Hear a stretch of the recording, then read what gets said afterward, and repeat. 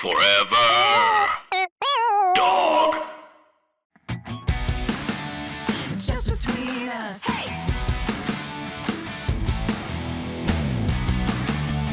Just between us.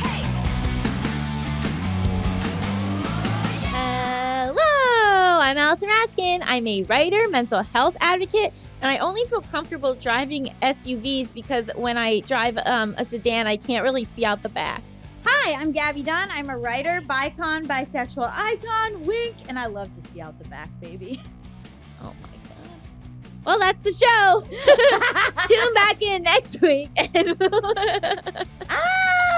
I just want to say one thing first. All right, hit me. Our TikTok's doing well. It's doing pretty well, yeah. It's exciting to be making more content again. I know, and the people seem to really like it. I think I've been making a lot of content over the years, but it's been a lot of like mental health content. And I'm still loving making that, but doing more like comedy content, I feel like renewed. I feel like back to my roots, baby. Oh, yeah. Also, you're, can I say, very good at trolling.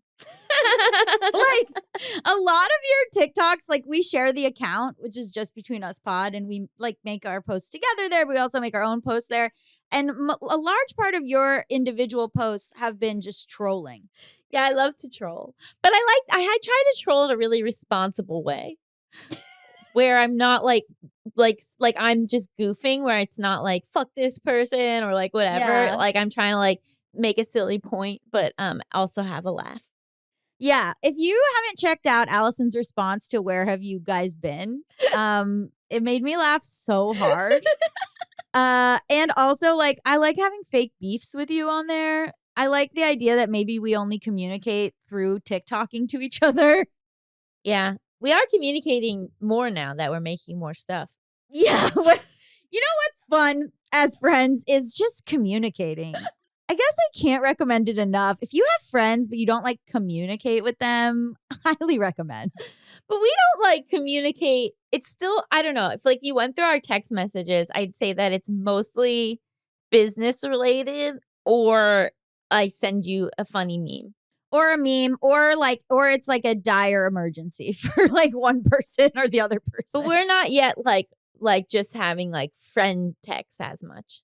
No, it's been a lot of work, honestly. Yeah. I feel like my whole life is just now like a lot of work. And that's it. And I feel bad because when my parents call, they're like, what's going on with you? And then I'm like, what am I going to do? Just bore them with work talk?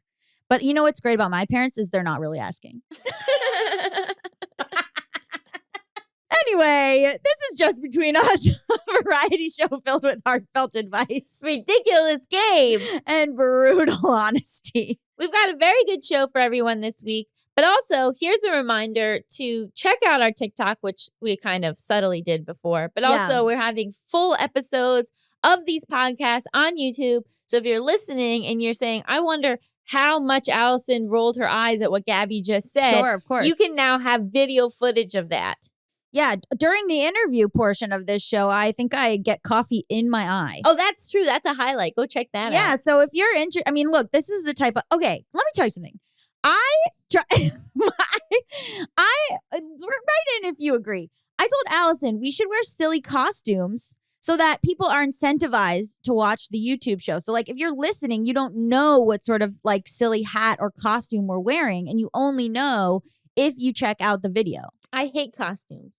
You know that about me. But like, would you wear like a hat and then we don't say what the hat is? And then when people come, they can like be like, ooh, I want to look at the YouTube video because like maybe Gabby's dressed as a zebra and Allison's wearing a beret. This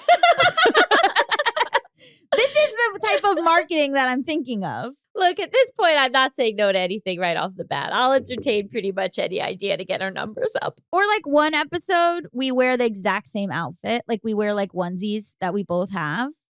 And then like we say like we're wearing something matching. Like if you're a true fan, comment on the Instagram or TikTok and say what we're wearing. Okay, my OCD brain is going, but how I'll have washed the onesie before. Where will I put the onesie on? Like I have some issues with the outfits, but I will do it for the show. It's your own onesie. We're wearing matching onesies, and I can have washed both of ours. Both of ours. When you get new clothes, you should wash them. Yeah, I don't do that. Don't tell me that. If it's from a thrift store, I do. But if it's from like Nordstrom's, I don't. You got it. I didn't used to, and now I do because I've heard too many things. Anyway, I apologize to everyone who I just added a compulsion for. And I'm also getting a lot of new clothes because I'm getting rid of my hoochie shorts and I'm getting boy shorts.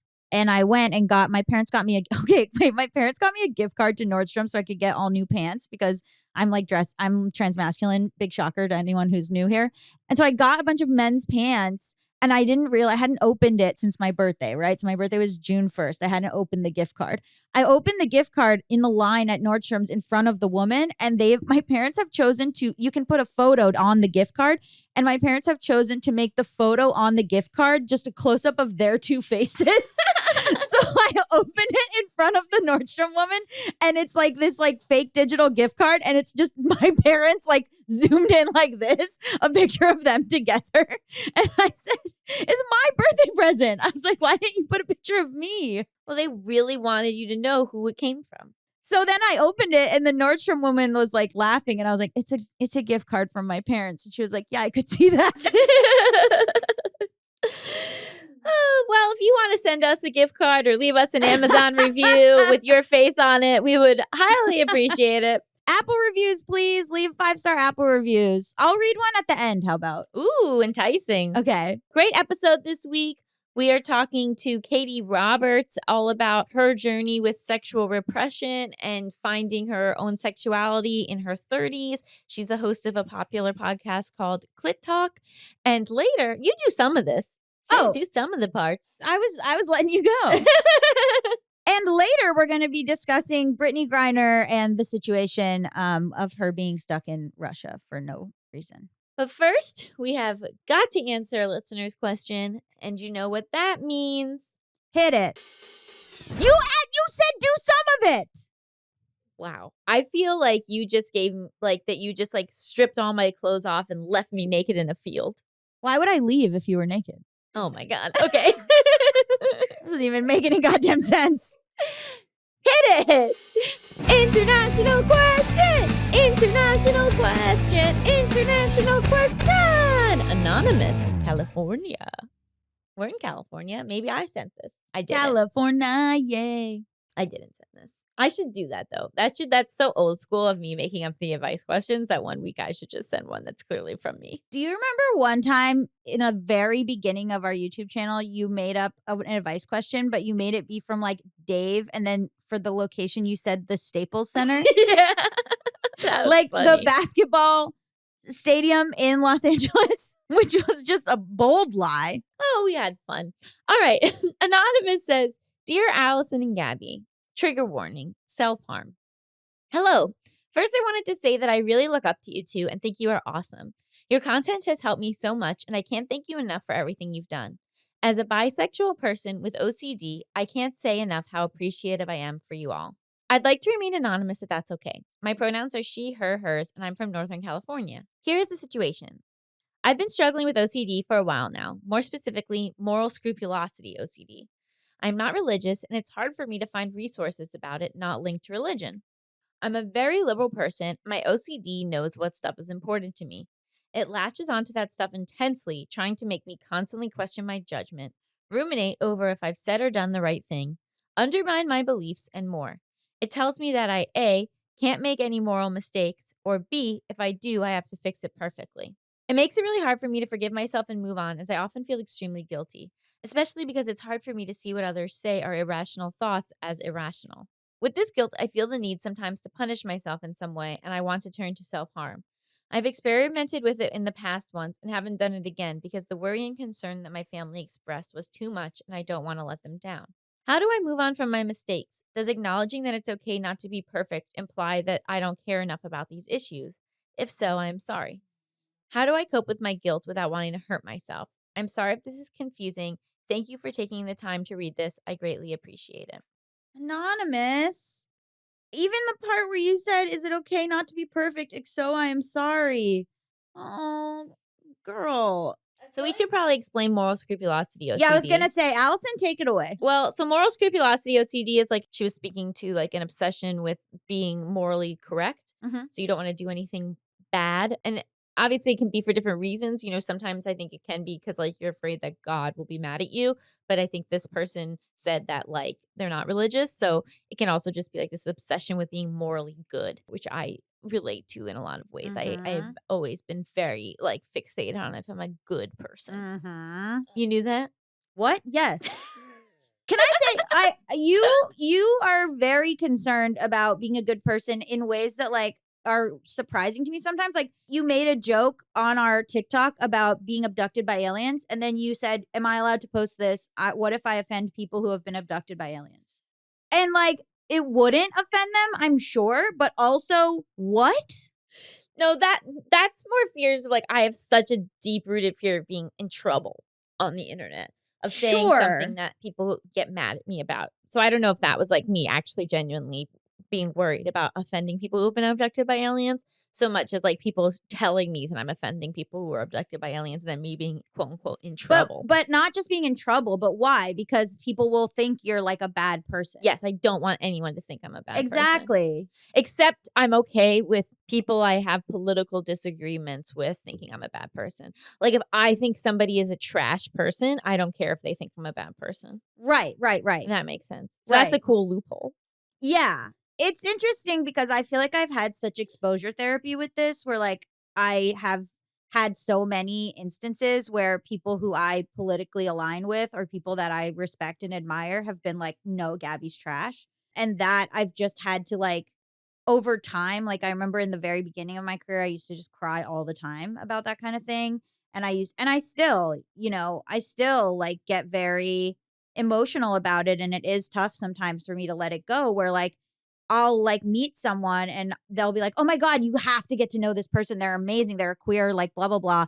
And I'll be like, oh, they've actually like openly on the internet said that I suck. So, and they'll be like, what? That's like the nicest person. Like they're like so great. And I'm working with them on this thing. And I'll be like, yeah, I don't know. They by name don't like me. And like, I just have to be like, okay. And that's because that person thinks for some reason that I'm a bad person because of an opinion I had or because I said something, 8 years ago or whatever it is. And so there are like people that I think are good people that I think are like morally like we're aligned, but they just are like fuck off to me in particular. And so that's like I feel like I was like this. And then I've just slowly had to like stop because people don't like me so vocally. Like I just have to like even on our TikTok, like there's some people that are, it's so indicative. Like some people are like, oh, yes, Gabby's like totally right. This is totally great. And I get it. And then there's other people that are like, no, this is awful.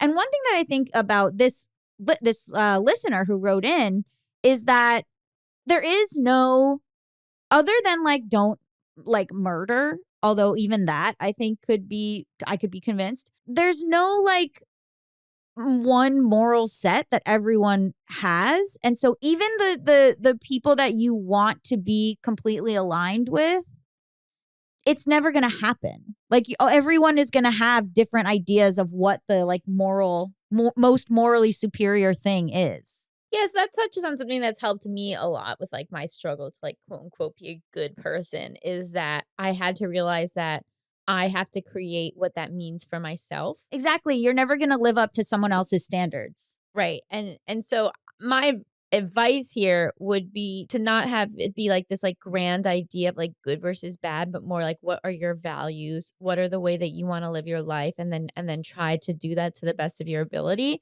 But also like the component that really helps me is like I don't become a better person by shitting on myself. I don't become a better person by punishing myself or hating myself.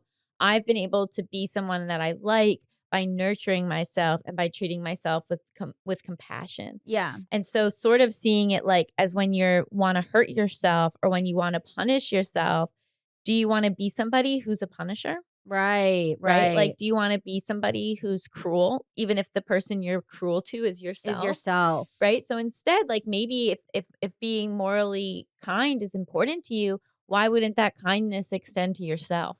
Yeah. And if you are someone who, if someone made a mistake, you would say, yeah, that's like a mistake. And I'm not like a person who would make that person feel awful for that mistake. then extend that to yourself. And realize that like every time that you do that, it's that same thing of like you put your oxygen mask on first that you can help other people. Like every time you tear yourself down, you're not helping the greater good. Here's the thing though. She's not saying that she is trying to like get along with, or she's not saying that she's trying to fit into something she doesn't believe. This is something that I deal with, and it's much harder to know that you believe this thing, know that it is right, and know that this is a value that you have, and then also knowing that there isn't a lot of compassion from other people towards you making a mistake. Like we don't currently have a situation, especially among anyone who is very intense about their beliefs. So among Republicans and among leftists alike, where there's not really a lot of room for cause. We talked about this another show, unintentional harm or deviating from the script in any way. And so if you believe in this very black and white morality, which I think that right now in our society is very praised and very, very intensely doled out, then you will be there won't be a lot of room for empathy for yourself. Like I think if you were like, oh, I had this bad thought, or like how you were talking about, oh, I believe this thing and these right wingers are pissed at me about it. It's much harder when you fuck up and you believe this thing and you know that the people that share your values will not accept that you've made a mistake. That's sadder to me. And so I think that that's why sometimes people are very hard on themselves, because they're like, no, I do agree. And maybe I said this thing incorrectly, or maybe I wasn't as eloquent, or maybe I wasn't as informed or something. And so then you beat yourself up about it, because it is people that you respect and admire, because it is from people that you align with and agree with and want to be in community with. And so I think modeling that towards yourself will hopefully create more of a model for that for other people. Like, I don't know. I just feel like there's not room for mistakes and so that creates situations where people themselves don't make room for mistakes. Like I saw, talking about self-harm. Okay, so Constance Wu has not been on social media for 2 years and took a break from acting. And she just posted this really long thing where she was like, so this is where I've been. I made an offhand remark about not being pleased that Fresh Off the Boat was renewed. And that went very viral. And everyone was saying that I was being a brat, that I was being entitled, that I was a shitty person. And she said she's Asian American. And she said the Asian American community specifically came after her for being for not being grateful for her opportunities, whatever it was, too big for her britches. And so she said in this post that these other Asian American actors were coming for her, people she respected, people she admired. And so she attempted suicide. And she was found and she was brought to the hospital and they saved her. And then she stopped acting for a while and stopped and completely deleted social media. And then she came back recently to talk about I just want to let you guys know that this is what happened. I made a mistake, and not people from the other side, but people in my own community were not compassionate or forgiving. And I tried to kill myself.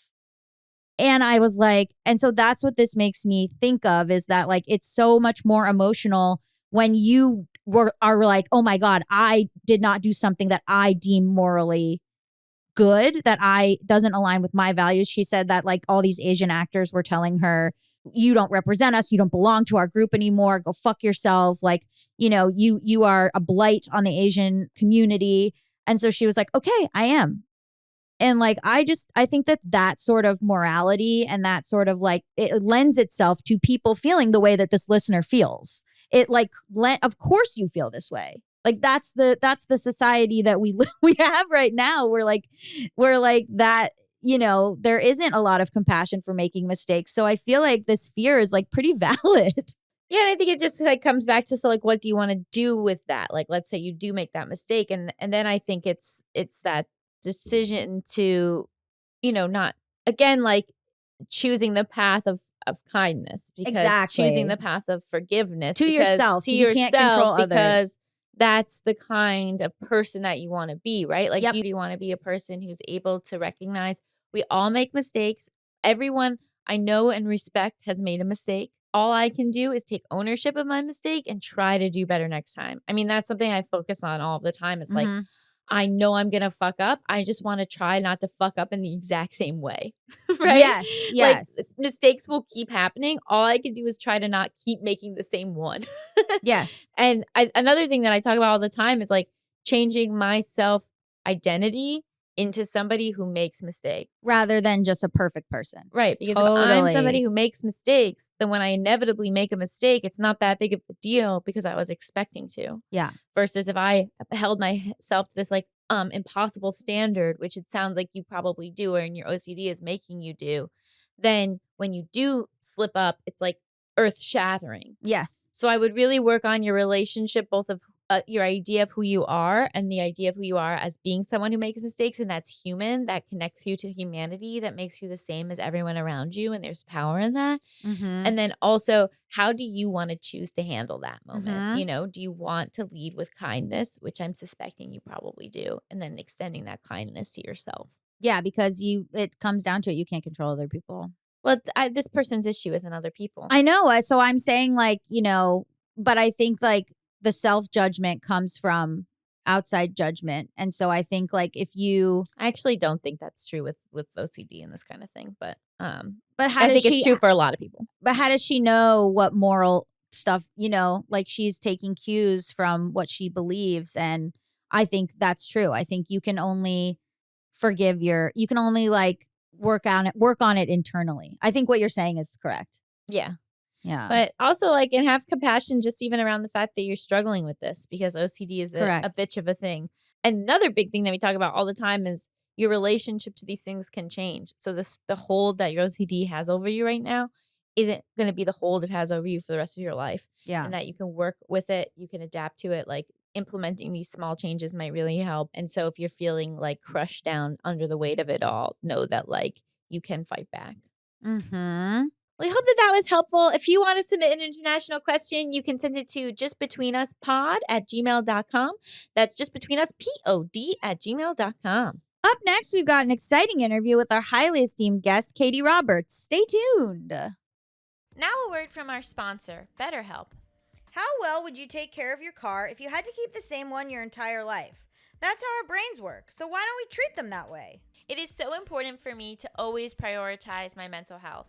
I've been on and off medication and in and out of therapy since I was 4 years old. And I know that if I didn't take care of my mental health, my basically entire world would fall apart. Oh yeah, my mental health is so tied to my physical health. And so it can feel like, oh, I'll just get to it. Like my mental health isn't a priority, but it really is. And that's why it's so important to prioritize things that will help you mentally. BetterHelp is online therapy that offers video, phone, and even live chat-only therapy sessions, so you don't have to see anyone on camera if you don't want to. It's much more affordable than in-person therapy. You can be matched with a therapist in under 48 hours. Our listeners get 10% off their first month at betterhelp.com/justbetweenus. That's betterhelp.com/justbetweenus. We all hit the snooze button sometimes, but you don't want to hit snooze on your personal goals. That's why we highly recommend a new podcast that's been inspiring us lately. Snooze from LAS Studios helps real people create action plans to face their fears, achieve their dreams, and reach their goals. Whether it's finishing the creative project you've been working on for years, learning to drive a car, or applying to RuPaul's Drag Race, this podcast can help you close the gap between where you are and where you want to be. It's a show about the things people put off, how they conquer them, and most importantly, how they conquer themselves. Tune in every week wherever you get your podcast to hear host Megan Tan and the Snooze Squad share advice and wisdom on how to stop putting off the things that matter to you. So go ahead, follow Snooze on your favorite podcast app. Just between us.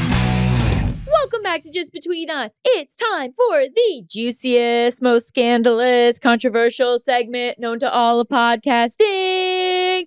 Tough questions. This week on the show, our guest is Katie Roberts, the creator, executive producer, and host of the top-rated sexuality podcast, Clit Talk. As a mom of a 2-year-old and another in the near future, she's passionate to teach parents how they can still have their life revolve around their pleasure. And also, just in general, pleasure seekers on the pod and on the internet. Hello. Congrats on being pregnant. Hi. Oh, my God. Thank you. Thank you so much. Yeah, we're having a little girl. Oh, yay. When? At October 22nd. Oh, so Cool. exciting. How have you been feeling? Oh, you know, I'm sick during my entire pregnancy, like my mom. So Yeah. fine. Lots of meds, IVs. Oh, yeah, but you're not on bed rest, at least not yet. No, I've never been on bed rest, so hopefully not. But, you know, wouldn't be the end of the world, I suppose. Yeah. So we wanted to really talk to you because your journey of kind of like sexual liberation is so interesting and inspiring because you grew up really religious, right? And so for you, it was really uncomfortable for you to even talk about sex. Yeah, no one that I grew up with ever talked about sex. And really until I went to Sugar's bachelorette party, who's one of the other hosts on Clit Talk, and she got a book called Pussy: A Reclamation by Regina Thomashour, and it completely changed my life. We started a book club reading that book after that weekend, and it was the first time I ever talked to anyone about sex openly, really. And then I really got present to the repression that I was completely unaware of, by the way, beforehand, that was definitely stemmed from my upbringing and also lack of sex education. I think that is rampant, especially in our country. I mean, only 16 states in the United States require medically accurate sex education. So that's why I'm currently I'm a registered nurse and I'm currently getting certified as a sex educator. So yeah, it's mostly abstinence only training, which actually statistically increases the rate of pregnancy. So Can we start at the beginning? Like, where did you grow up and what was the religion and what was the sex education? So I am originally from Cleveland, Ohio. It's actually Medina, Ohio. It's a small like country town outside of the city. And I was very active in our church. I actually loved being a part of it. I was in choir. I was a liturgical dancer. Like Our producer was a liturgical dancer. I brought up baby Jesus every Christmas. It was like a really fun part of my life. So I didn't really have any negative experiences with it that I was aware of growing up. So it was actually really hard for me to come to grips when I was like starting to notice where these conversations were coming from of basically being in touch with your body is sinful and that you can go to hell. And like, I never really thought about it before then, you know? So it definitely impacted, I think, my ability to be curious about sex and ask questions. Because I didn't ask any. Yeah. And I think my mom tried to sit me down once and I was just like, oh no, like we don't talk about this, you know, and that was kind of the end of it. And when I needed birth control, I did ask for it. And it was just really hush hush, like we had to keep it a secret. And, you know, I talk about the implicit, because no one was ever like, sex is bad, like don't have sex.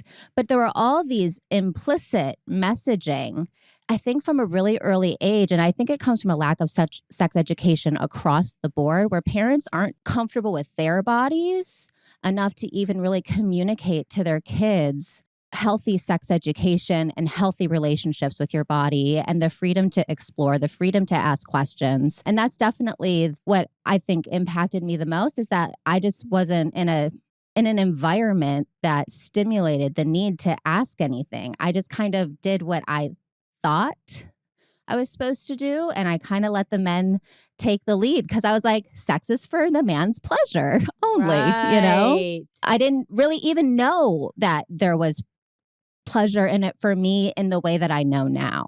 So it was always very confusing and it really led me to not express any agency over my body as like an explorative teen. And it really wasn't until I was an adult I've been with my husband now for 13 years.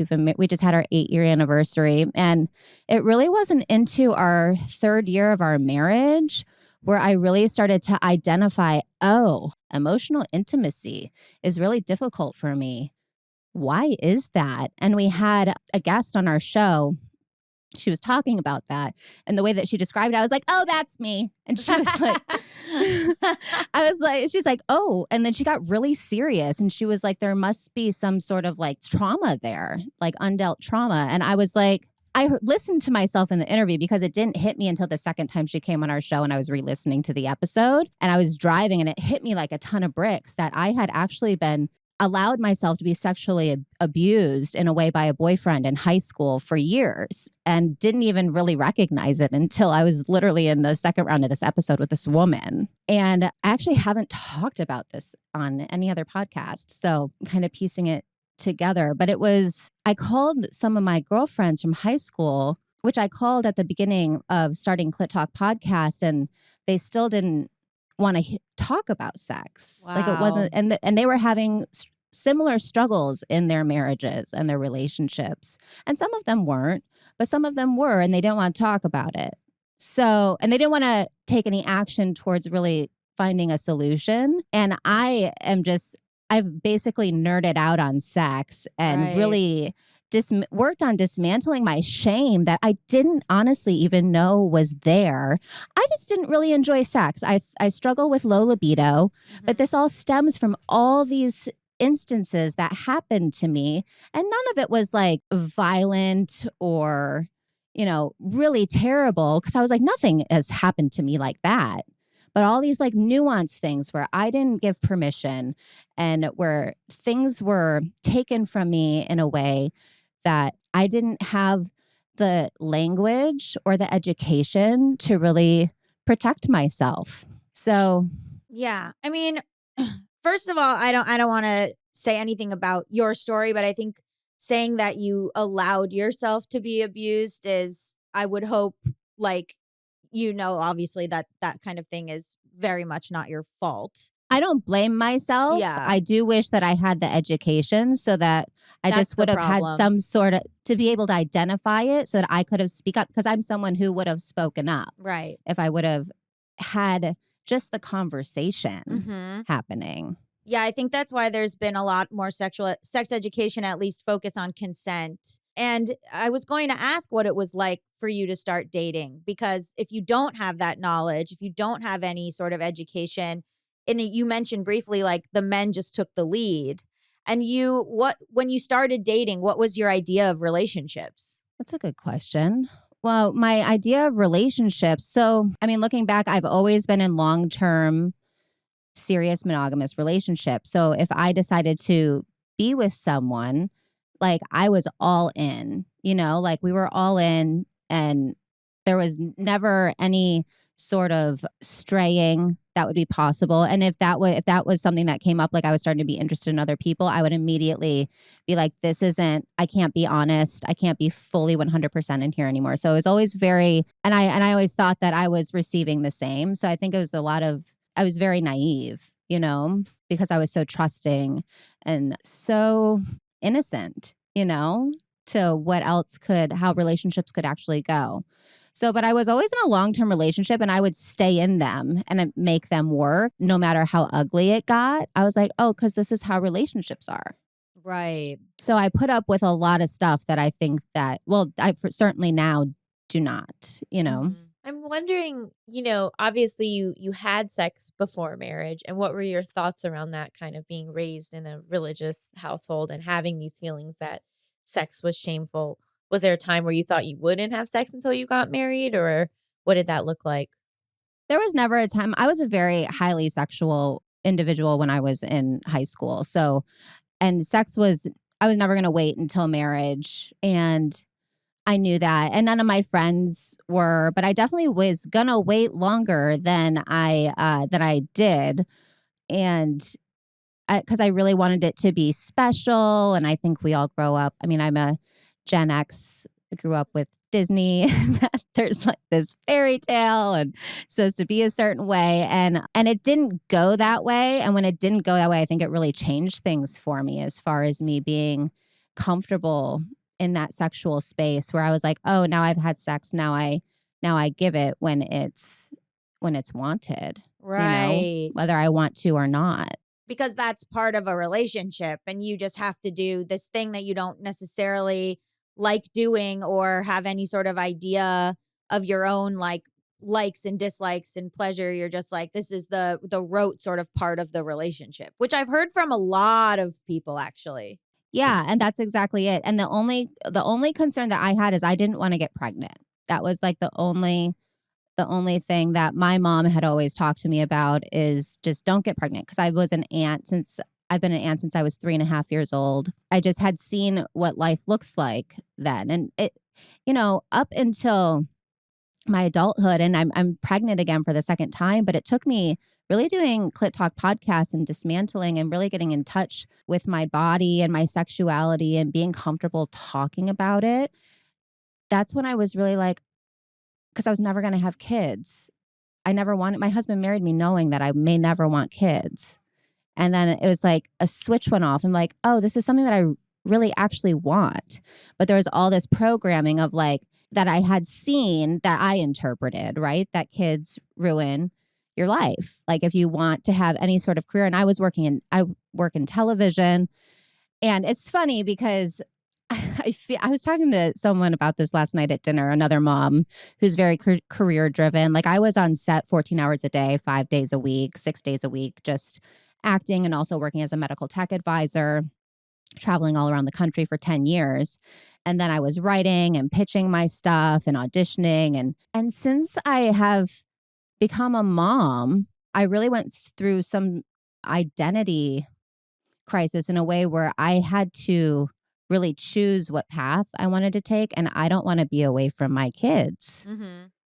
I don't want to miss their childhood. So in a way, like this fear of that kids ruin your life, which is the narrative that I had before really having a lot of conversations with my husband about what I wanted it to look like, and my what we call in Clit Talk is they're like pleasure parameters, basically setting boundaries around what that will look like and what I'm willing and not willing to have as far as our structure of how things work in our house and with my work, since it's all creative. But there was that narrative that I couldn't do it. And now I don't even care, like that actually did happen. But like, it's all working out for the best. So, and I know that that's maybe like more of a long-term thing that I can always circle back to, Yeah. Well, maybe that has to do with the emotional intimacy piece, like trusting, talking to your husband, and then trusting the a lot of emotions that come with having kids. Like maybe I feel like sometimes when you've been through a lot of like sexual and romantic situations where you're sort of checked out, it's hard to then go into a relationship like a marriage or like one with a child where, like you said, you have problems with emotional intimacy. It's easier to just like shut down or not be present. Right. Yeah. Yeah. Well, one thing that was interesting too was in your bio, you talked about like not masturbating till quite recently. Yeah. What was that situation? I mean, I was a 32-year-old woman who had never masturbated and didn't know that women did that. Whoa! At all. Yeah. So how old were you when you had that? When you went on that, bachelorette party where you first started to finally talk about That was the these year. things? You were 32. That was the year. I was 32. I was literally reading this book, like I mentioned, Pussy a Reclamation by Regina Thomashour.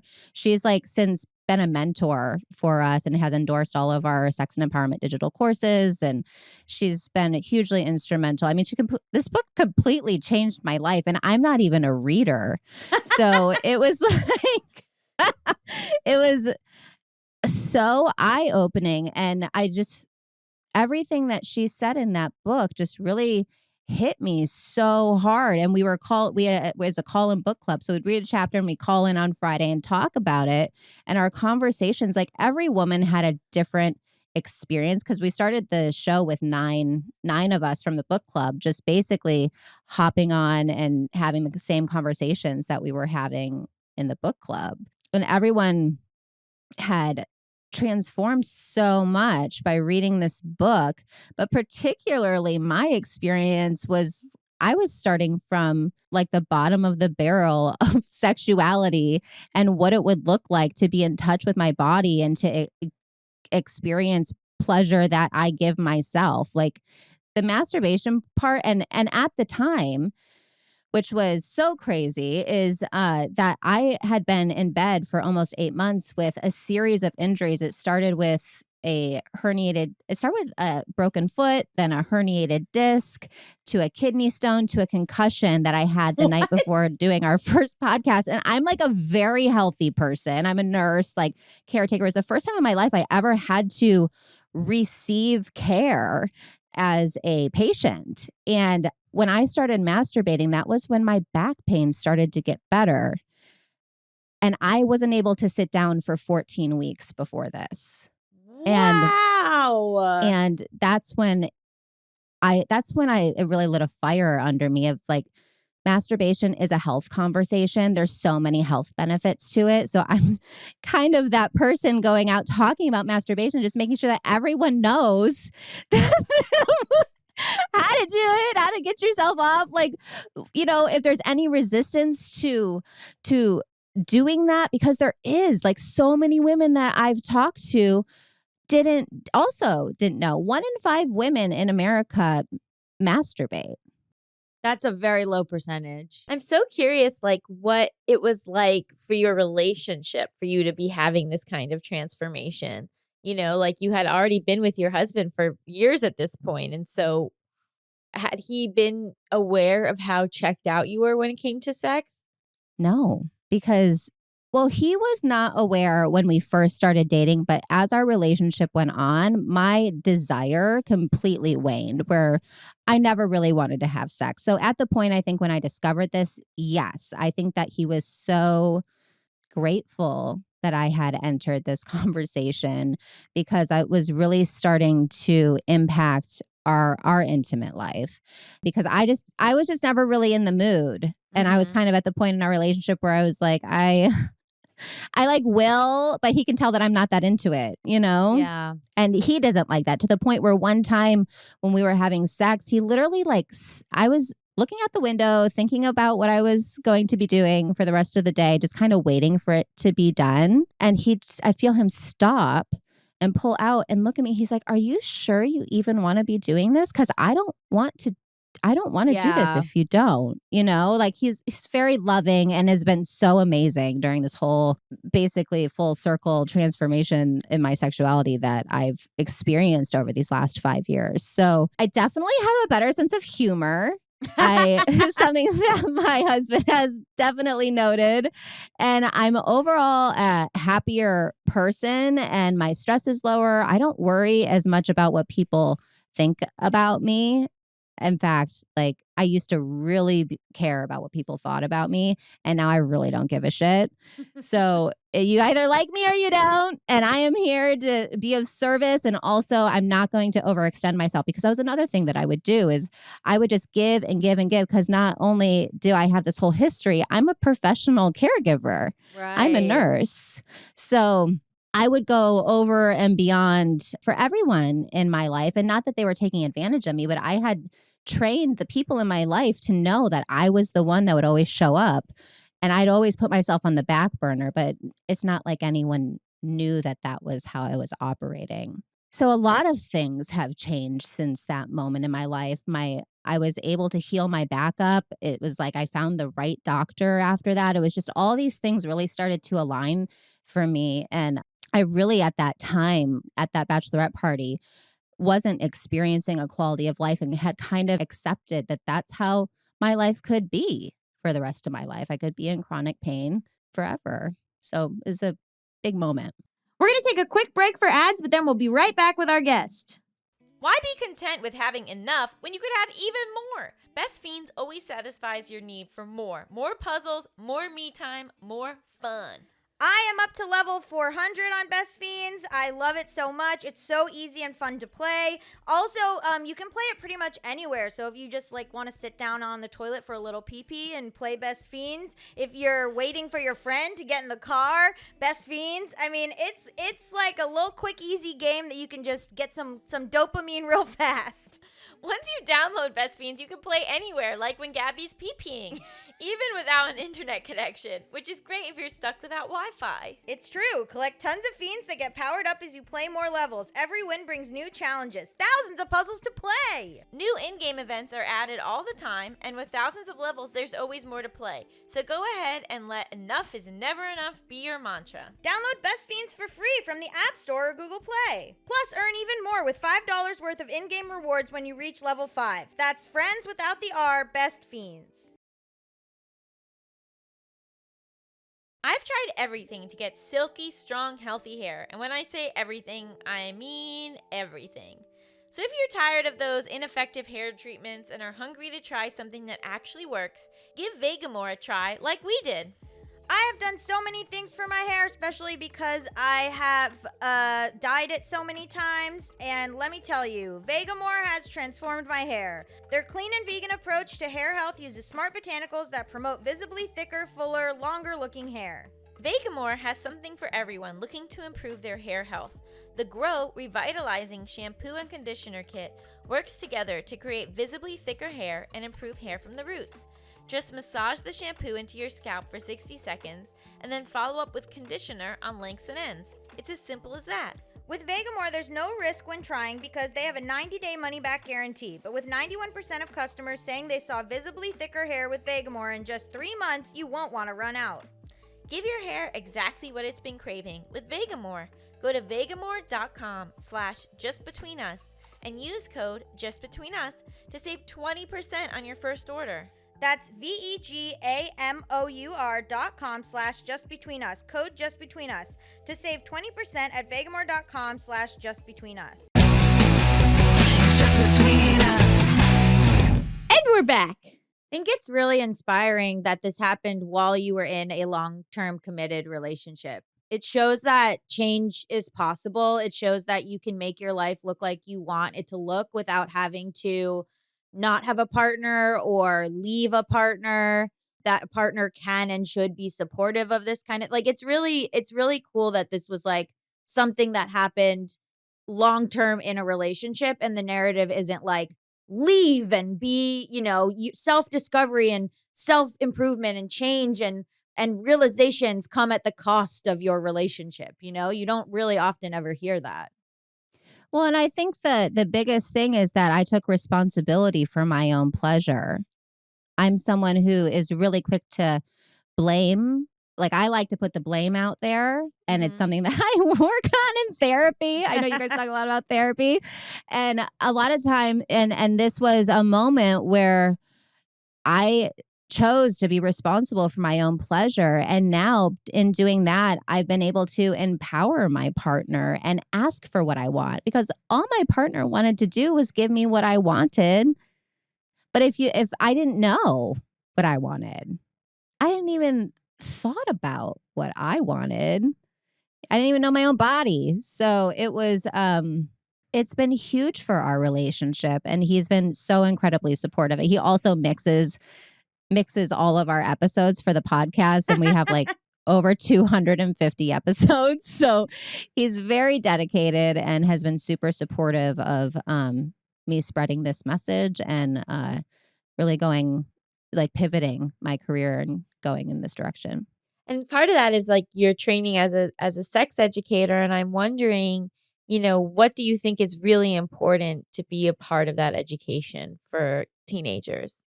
The one thing that I would say, particularly, well, it starts even younger than teenagers. I'll get to teenagers, but we are born sexual beings. Like, we're sexual beings in the womb. There's ultrasound evidence that self-pleasuring happens in the womb.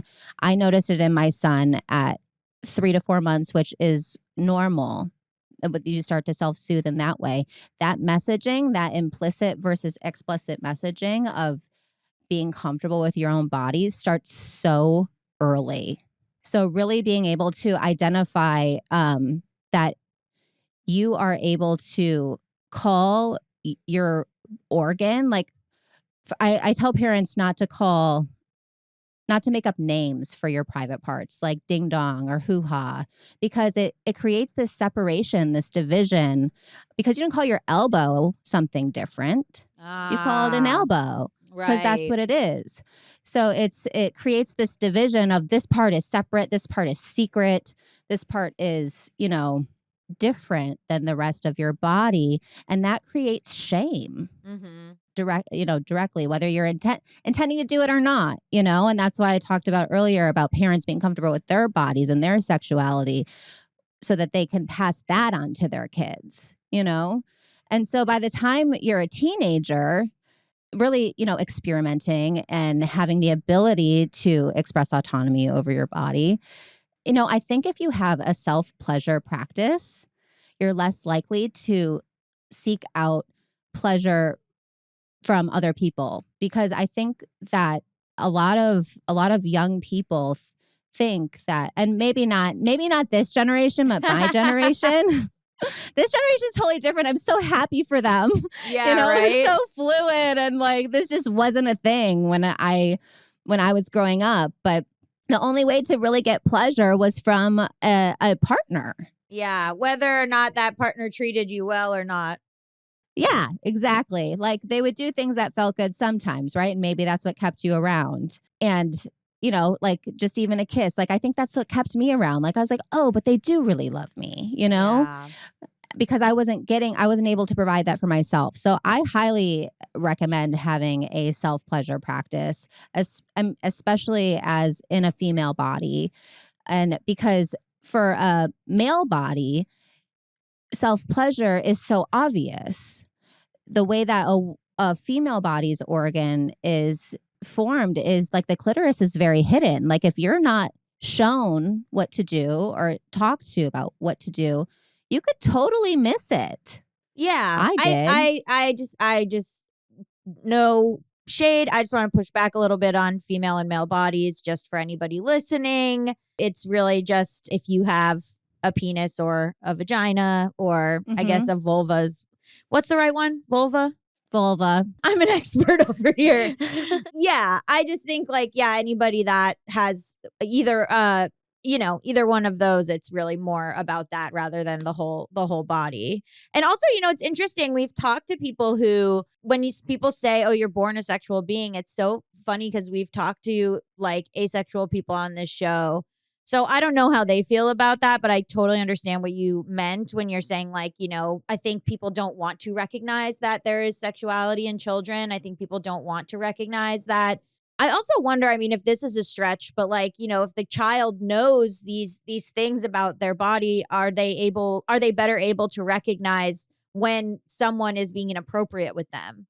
I think that's a huge thing. Recognize and feel like they can talk to their parents and feel like they have the language to say, rather than saying so-and-so looked at, and using a fake word or something. They're able to report they touched this part of me that, they touched my penis, they touched my vulva, to be more clear about self-reporting to the parents or whoever about abuse that might be going on. So I feel like that's, that's part of it too.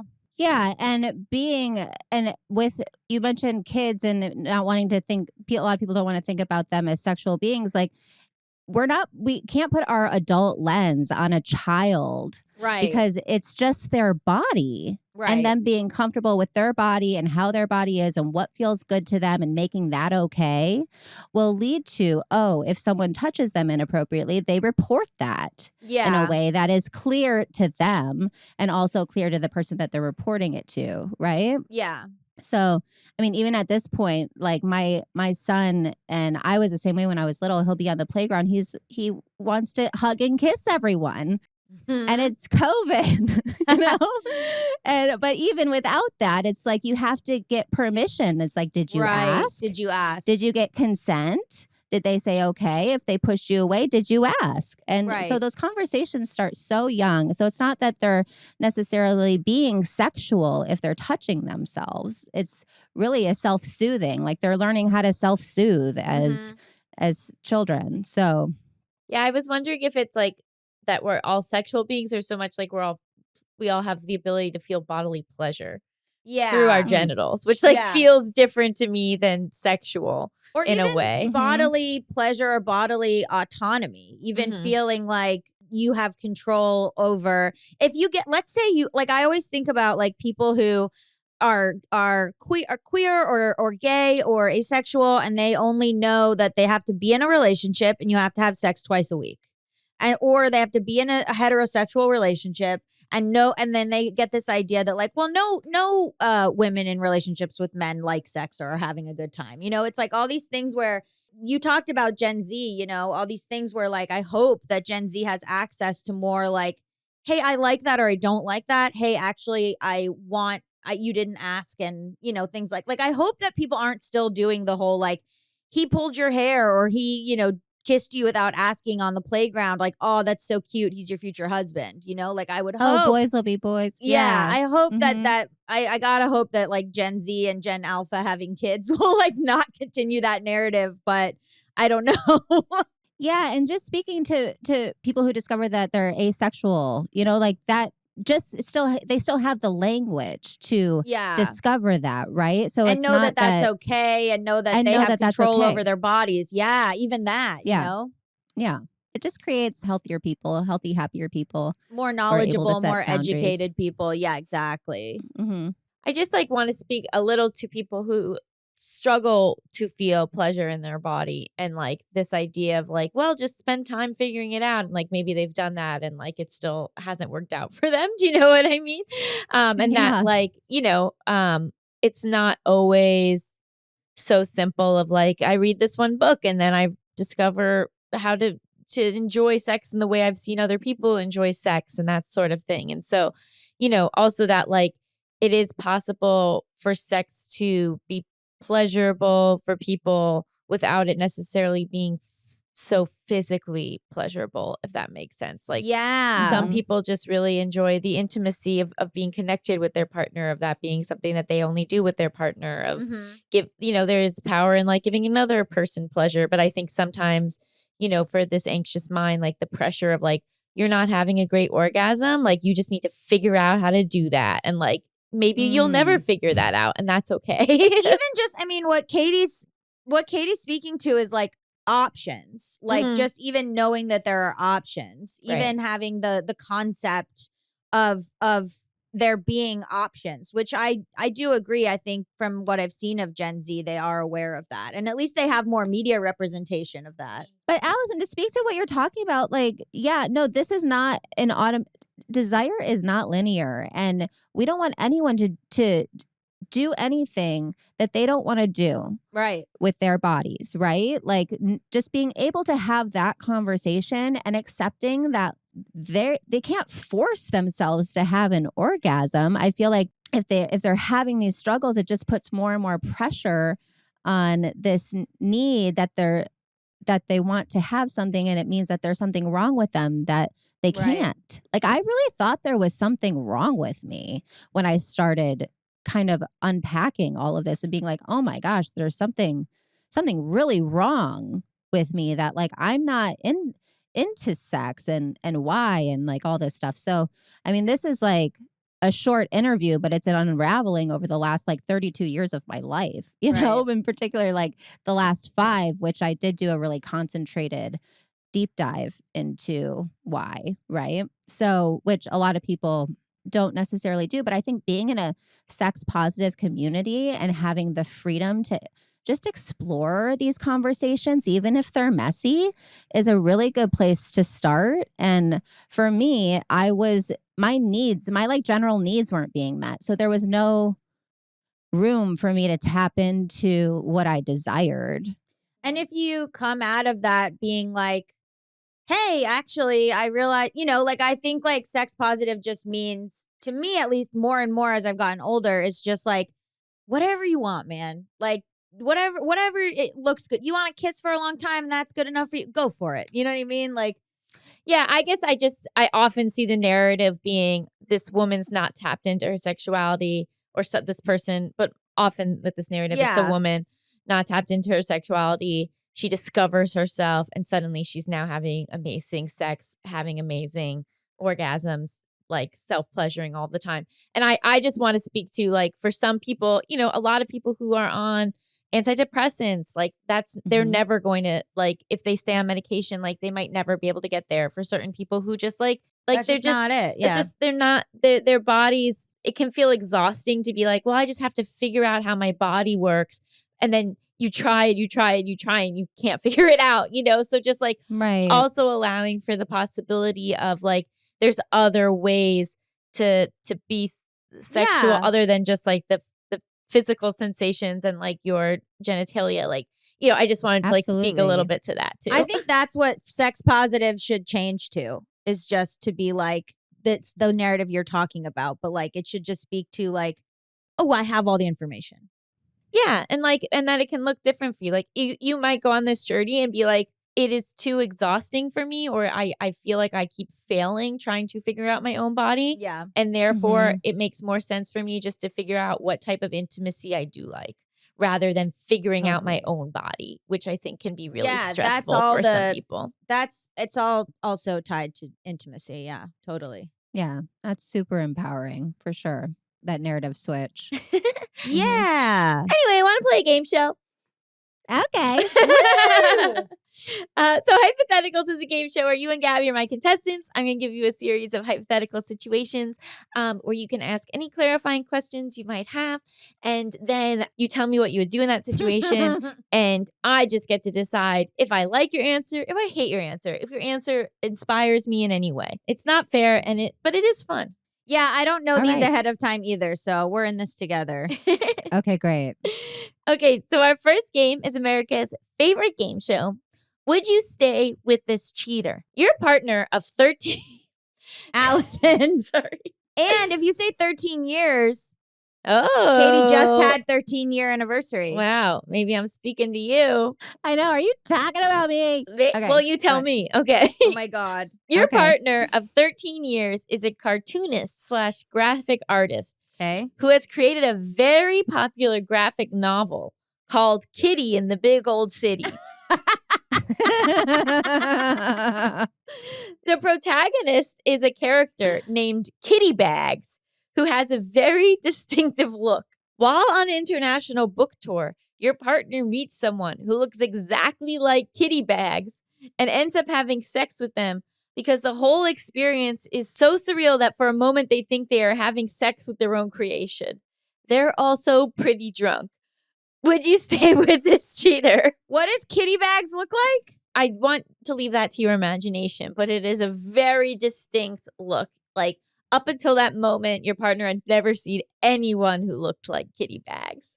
So I have a question. So Yeah. what is their relationship structure? Like, have they had conversations where if they meet, do they have like a sex list? If they meet someone that they have permission from their partner? Meet Kitty Bags. You are allowed to. No, you have been monogamous up until this point. Oh, Oh my God, my Okay. coffee just went in my eyes. Oh, no. Okay, well, here's the thing.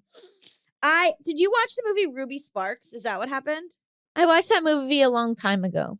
Okay, well, in that movie, his creation like comes to life. or I whatever. know, but these are still original Okay, hypotheticals. first of all, I love the idea of Kitty Bags and Kitty in the Big Old City.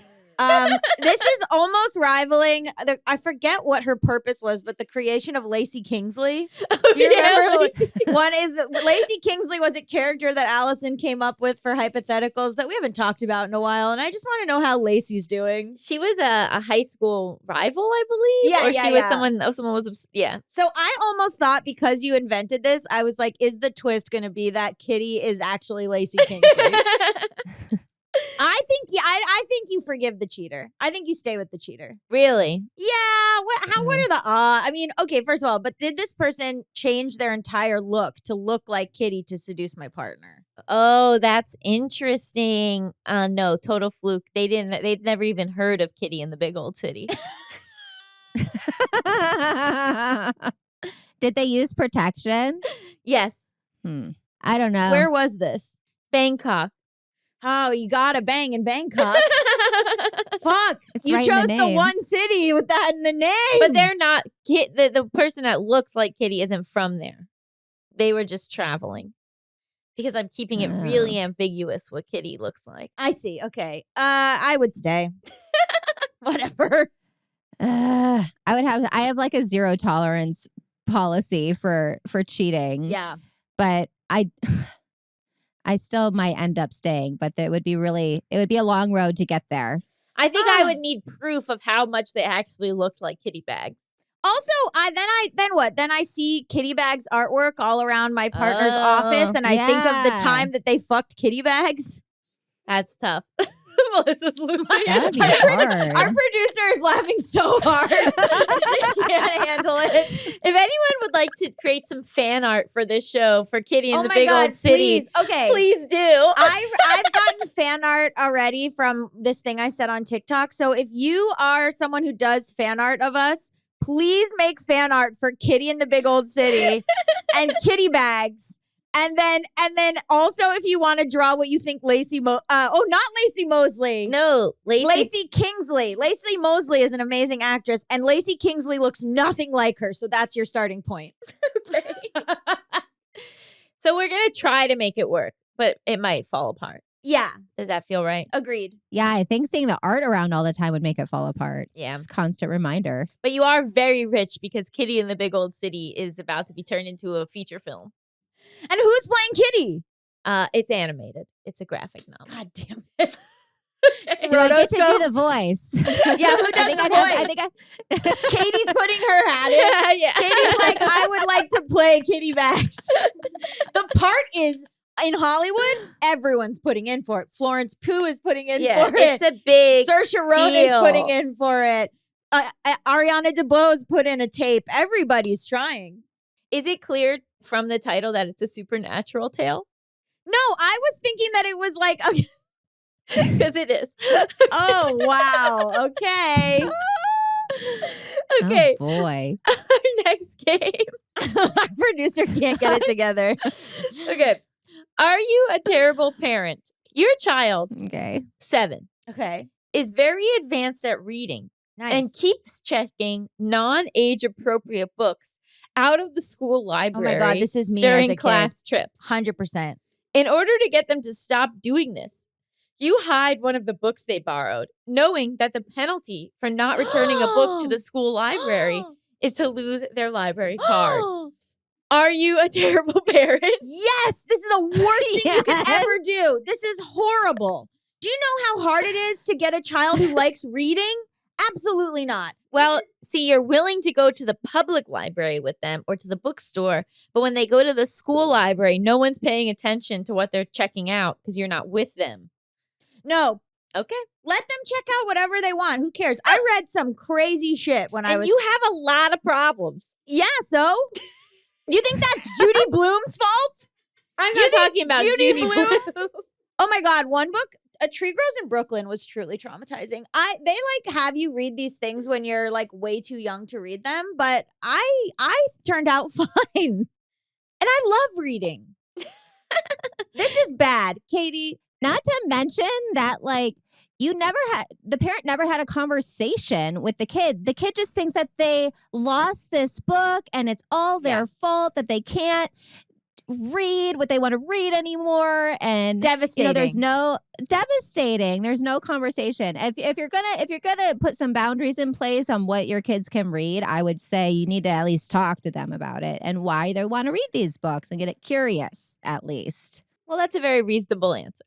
So I Yeah. guess in this scenario where you hide your children's library book, you are a terrible parent. Terrible parent. Terrible. Okay, our final game. Would you forgive this liar? You are a famous actor. Congratulations. While at dinner one night, your waitress recognized you and remarks that they absolutely love your work and have seen everything you've ever been in. You end up loving the restaurant and become a regular, which leads you to become actual friends with the waitress. Uh-huh. One day, when you were hanging out as buddies, you quote one of your most famous characters as a joke and realize that your new friend has no idea what you are talking about. It quickly becomes clear they have actually never seen any of your work and only knew you were famous because their coworker mentioned it when they were assigned to your table. Would you forgive this liar? How long have we been friends? 2 years.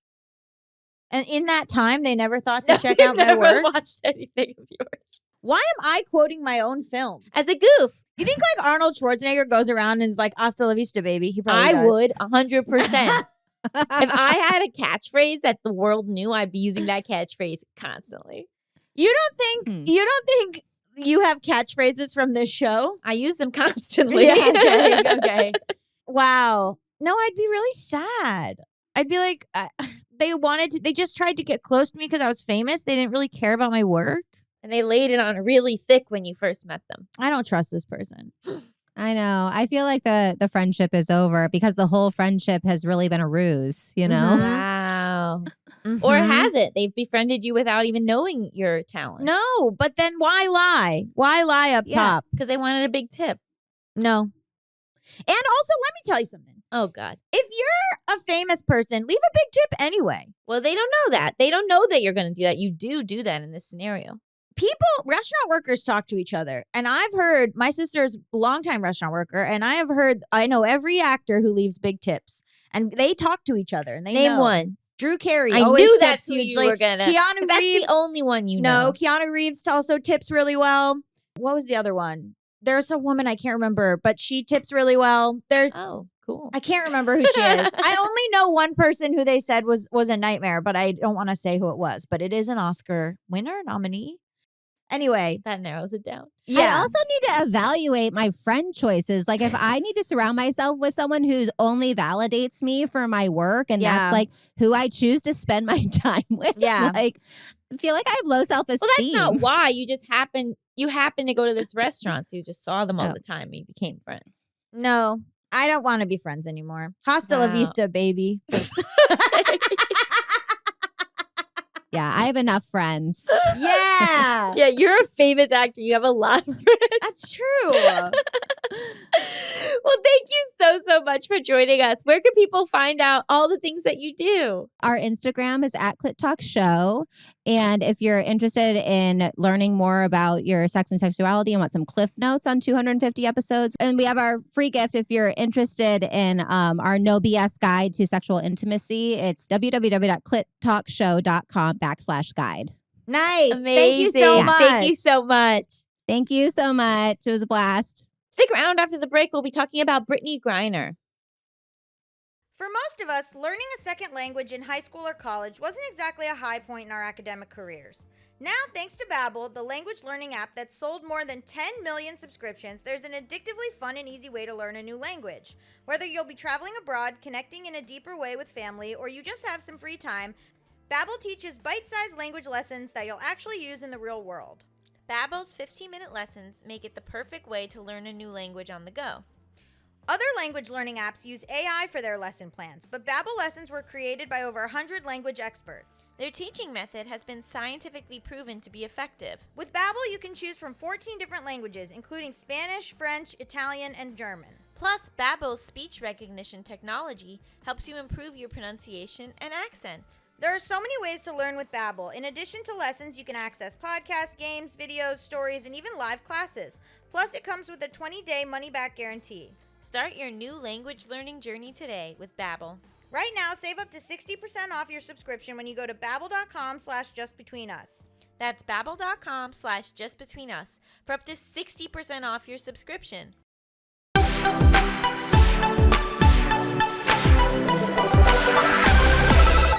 Welcome back to Just Between Us. It's time for topics. XXXXXX, baby. Baby. Oof. Oh, we went out of order. Wild stuff. Yeah. So this topic needs some context for people who maybe aren't familiar with the situation.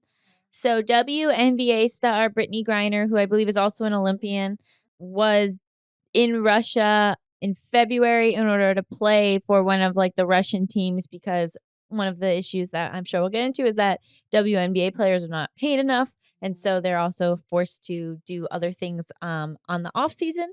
And so when they were in Russia, the Russian officials said, or that they found some remains of like marijuana hash. I don't know, very minimal, tiny amounts of something in a vape cartridge, and have had her detained since February because of that.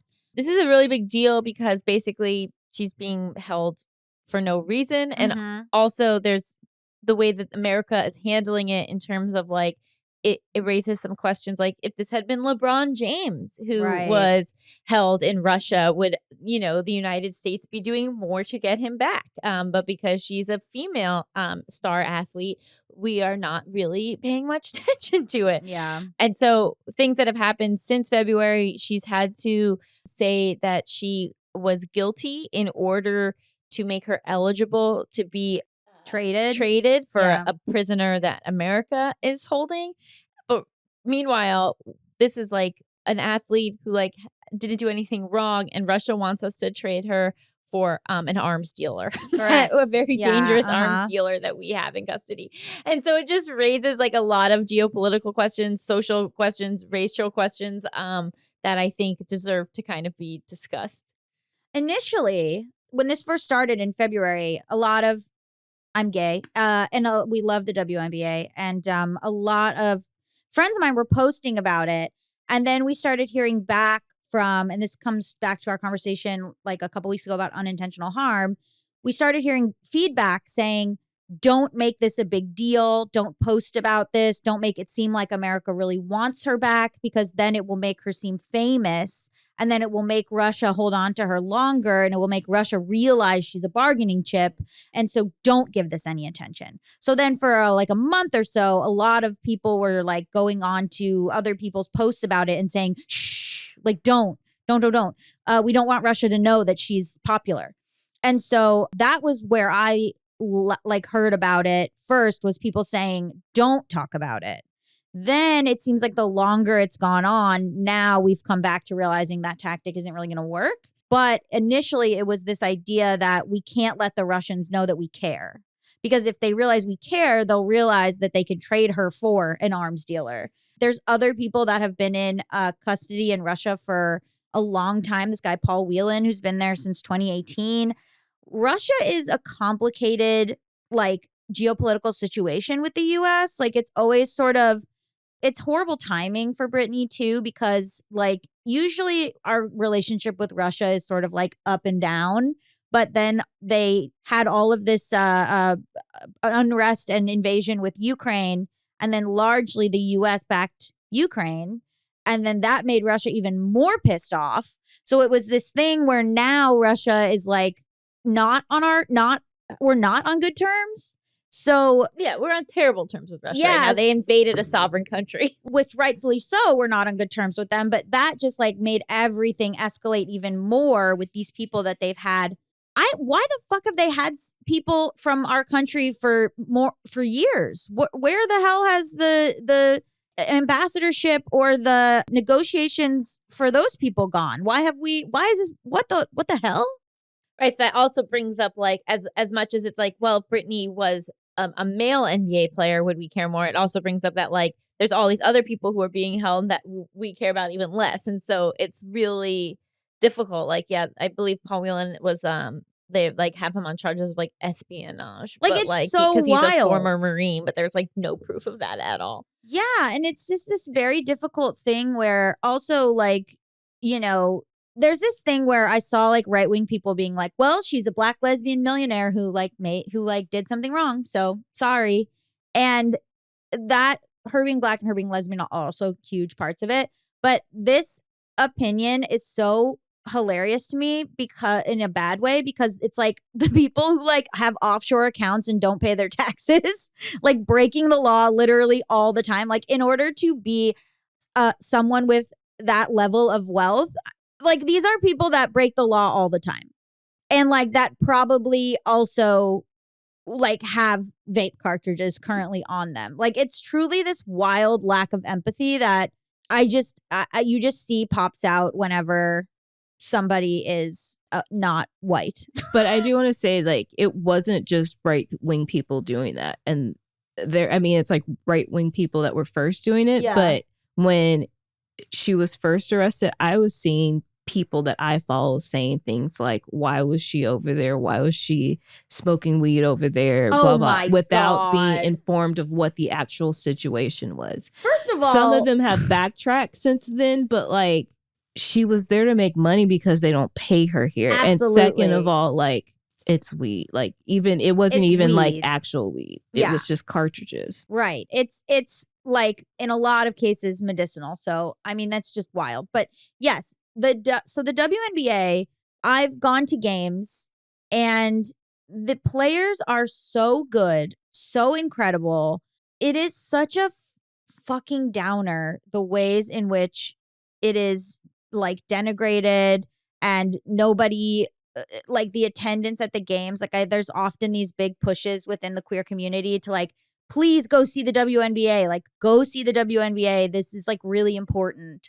And then you go and you have a fantastic time and you watch Vivica A. Fox scream at the refs because she, I think, sponsors one of the LA Sparks, sort of. But it is this thing where women's sports is so ignored and underappreciated, and then they aren't paid anything. And like, of course, you have to take on these other gigs, but also other athletes in other sports go and play in other countries on the off season. It's very common for male athletes, other athletes to go and play in Eastern Europe in particular during the off season. This is not something that's like, I mean, maybe people just don't keep up with it or don't know, but this is not something like, oh, she went over to Russia because she's like an idiot who doesn't understand the political situation. Like this is a thing that's been going on forever. Our Olympians in sports like volleyball or soccer go and play for like Yugoslavia. You know what I mean? Like they go and do that all the time because we don't, and this is the thing, we exploit athletes to the point that they only have X amount of years in order to be able to work at their peak performance, especially athletes that are involved in contact sports. And so because they need to make the most money out of, before their bodies literally fall apart from the level that we push them to, they do take these jobs in other countries, or they do play themselves to death because they know that once they hit a certain age, they're not going to be able to work. So this is like a pretty common thing, and also speaks to the ways in which we just like take athlete bodies, largely Black people. We take their bodies, we use them for our entertainment, we use them in sports, and then we discard them. So this is like a very common situation. What do you think about like the US response to it? Do you think that, I mean, because it's tricky, right? Because I guess the counterpoint will be like, well, if we give in and we do anything possible to get her back, then like they'll just keep kidnapping our athletes, or they'll keep kidnapping Americans. What do you think about like that argument? For me, this is something I don't know a lot about, and I don't know how it works behind the scenes, so it's not something I'm comfortable giving an opinion on. Mm-hmm. Yeah. Do you keep up with like a lot of sports stuff? Not recently. I used to really love sports, and then recently I just haven't been keeping up with them.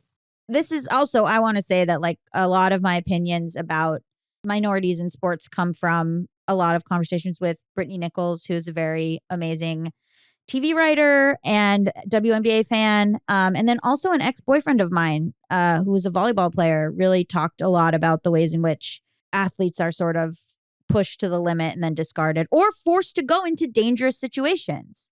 Like Brittney Griner was forced to go into this sort of like situation where she has to play at whatever place will have her because her career has a time limit on it. And then it's like the US does nothing to like protect anyone from that. And also, it's just so wild to me that like we are using human beings as bargaining chips across political lines. It's just so sad.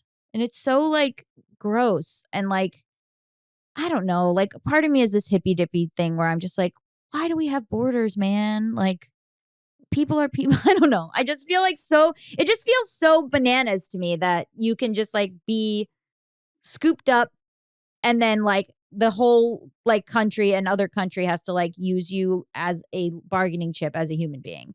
And I think like maybe it will encourage other countries to kidnap Americans, but also like, why are we holding people? So what's your thoughts, Allison? I mean, I don't know.